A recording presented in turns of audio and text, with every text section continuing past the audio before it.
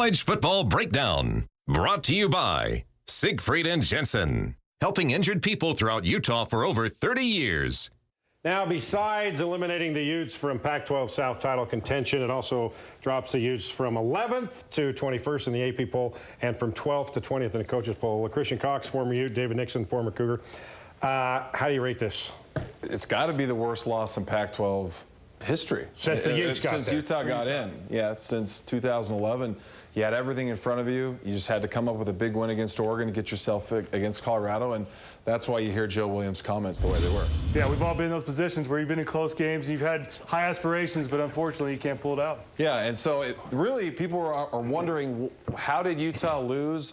Well, you came out and you just kind of moseyed around the game, and this is a big fourth down that you could have gotten points out of early in the first quarter. It's all about missed opportunities, but Oregon does a fantastic job of controlling the line of scrimmage. You look at it and all the white hats around the ball. Joe Williams didn't have a chance. The second he got the ball, there were 5 guys in the back. Yeah, and where usually, you know, the offensive line would create lanes, you were completely out of position. And this was another devastating play, right? You run a QB option with Troy Williams, but look at this play.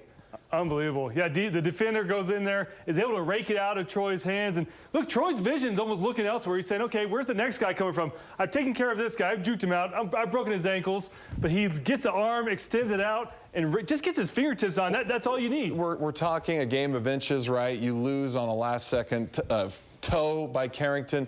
That fumble was big time because you have momentum. You're up 7-3. You get that. You know, it's a different halftime score. And we talked about missed opportunities. I mean, you looked at last play, 4th and 1. You kick a field goal. There's 3 points. Here, deep in the red zone, also 3 points you miss out on. There's 6 points. And so you get back to your bread and butter, right? You're in the second half. You're up 14-3.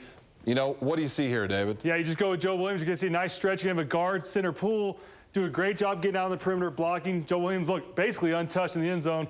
Puts a little hurt on the DB. And everybody in the stadium's thinking, okay, it's 14-3. Utah's going to be doing what they've done all year. But you let Oregon hang around. Yeah. And you didn't put your foot on their throat and knock them out completely. And that's the way the players played this entire game. They didn't play with a lot of just killer instinct, and you let them hang. If you're going to try to win the Pac-12 South, you've got to go for the jugular when you have the opportunity. When you have them on the ropes like this, when you're up 14-3, like you said, you got to put your foot on the gas pedal and you got to finish them. Yeah, and so championship teams do that. And so what I loved about this game, right, you were down in this final drive, and Troy Williams comes up with a huge play to get you back up with 2 minutes to go. Up top, Evan Moyai, this is a great design play for him. You're going to isolate Moyai with the safety on the back end.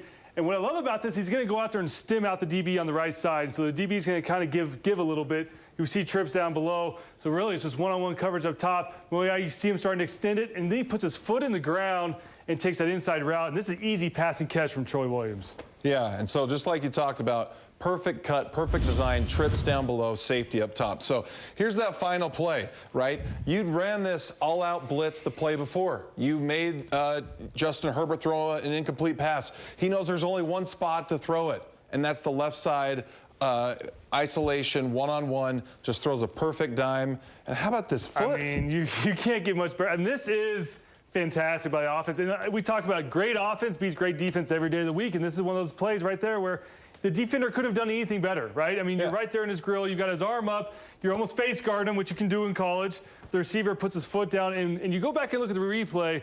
There's literally like a centimeter of red between his foot and the out-of-bounds line. And sure enough, that's the game winner. So much pain. Nothing new for Utah, though. Jeremiah mentioned this yesterday. They've lost the 11th game each of the last 5 years. That's not a good trend. Nope. Yeah, not the way to finish Senior strong. day has not gone well for Utah.